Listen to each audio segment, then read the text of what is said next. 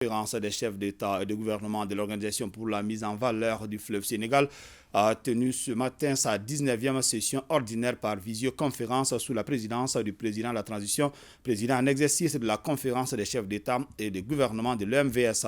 À l'ordre du jour, la rotation de la présidence de la dite conférence et du Conseil des ministres. Le président de la transition, le colonel Assimi Goïta, a dressé le bilan des grandes réalisations de l'organisation sous son leadership avant de passer le témoin au président de la République islamique de Mauritanie, Sirabatili. 4 pays dans la trajectoire d'un développement économique et social, le Mali, la Mauritanie, la Guinée et le Sénégal, unissent leurs efforts pour gérer au mieux le bassin versant du fleuve Sénégal. La conférence des chefs d'État et de gouvernement qui donne des orientations pour maintenir cette dynamique tient sa 19e session en mode virtuel pour la première fois. Une reprise après plus de 3 ans d'arrêt pour cause de Covid-19 et de multiples contraintes des chefs d'État. Le président de la transition, le colonel Assimi Goïta, président en exercice de la conférence des chefs d'État et de gouvernement de l'OMVS, ouvre la séance et campe le décor avec ce constat. Depuis la session de 2019, notre organisation fait face à de profondes crises, dont la plus importante liée à la pandémie de Covid-19, survenue en début 2020, a secoué l'économie mondiale et bouleversé la mise en œuvre des projets de l'OMVS. Vous comprendrez dès lors l'ampleur des contraintes qui ont impacté le niveau d'exécution de nos activités planifiées entre 2020 et 2022. Fort heureusement, la société de gestion et d'exploitation de la navigation a su proposer un schéma alternatif de phasage des activités d'exécution du projet dont la première phase est basée sur une stratégie de navigation rapide qui vise à rendre navigable le fleuve Sénégal entre Saint-Louis et Ambi-Dédi à partir de juin 2024. Au pays membre maintenant de diligenter le financement de cette stratégie qui est un début important pour la navigation selon le président Goïta. Des sources d'alimentation et de production, l'OMVS en dispose à travers Manantali, Fellou et présentement Gouina. Des sources d'espoir pour les pays de l'organisation. Après Manantali en 2002 et Fellou en 2013, Gouina vient rehausser la puissance installée de l'OMVS à 400 MW, avec une puissance additionnelle de 140 MW d'énergie propre et bon marché.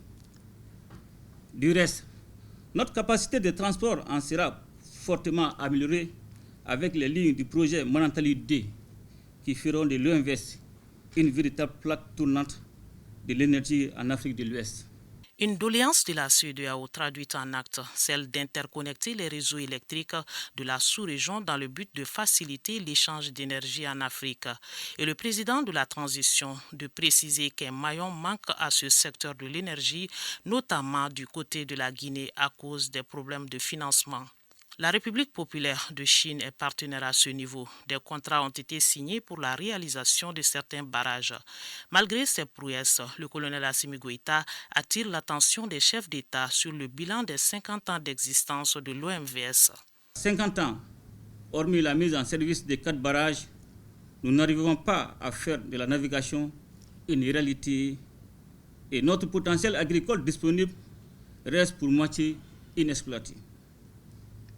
Au regard de l'urgence de concrétisation des grands projets suscités, en raison des besoins pressants de nos populations en service de transport fluvial, d'énergie et de sécurité alimentaire, je demande au Haut Commissariat d'accélérer l'étude d'élaboration en cours d'une stratégie de mobilisation des financements et sa mise en œuvre diligente. Pour l'atteinte de la sécurité alimentaire dans les États membres, les enveloppes du projet de gestion intégrée des ressources en eau PEGIR ont été consacrées au volet hydro-agricole. Un autre grand projet agricole est dévoilé.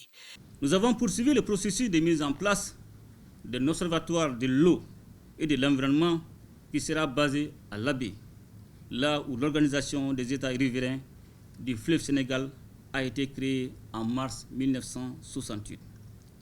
Notre cadre de coopération s'enrichit d'un comité de bassin fonctionnel, des réseaux de journalistes et des maires du bassin, tandis que nous nous ouvrons davantage à la communauté scientifique et aux organisations non gouvernementales. Aussi, nous poursuivons les efforts à fédérer les échanges des bassins transfrontaliers en Afrique à travers les réseaux africains des organismes de bassins dont l'OMVS assure le secrétariat technique permanent depuis 2004. À cela s'ajoute la sensibilisation pour les activités d'orpaillage. Un plan d'action est élaboré à cet effet. C'est donc un bilan détaillé de son mandat à la tête de l'OMVS que le président Goïta a présenté aux chefs d'État guinéens et mauritaniens et au Premier ministre du Sénégal, représentant le président sénégalais. En réponse, la conférence lui a adressé cette motion. À son Excellence le colonel Assimi Goïta, président de la transition, chef de l'État de la République du Mali, au gouvernement et au peuple malien pour leur engagement visant à raffermir l'intégration et la coopération entre les États de l'OMVS autour de la mise en valeur des ressources du bassin du fleuve Sénégal. Tiennent à féliciter son Excellence le colonel Assimi Goïta pour le bilan positif de son mandat à la présidence en exercice de la conférence des chefs d'État et de gouvernement qui a permis d'importants acquis et réalisations contribuant à consolider notre chère organisation tant du point de vue institutionnel qu'opérationnel. À la fin des travaux, le président de la transition, le colonel Assimi Goïta, a passé le témoin au président de la République islamique de Mauritanie, Mohamed Ould Cheikh Ghazouani. La conférence a enfin nommé Mme Bintou Camara, ministre de l'Énergie et de l'Eau du Mali, comme présidente du Conseil des ministres de l'OMVS.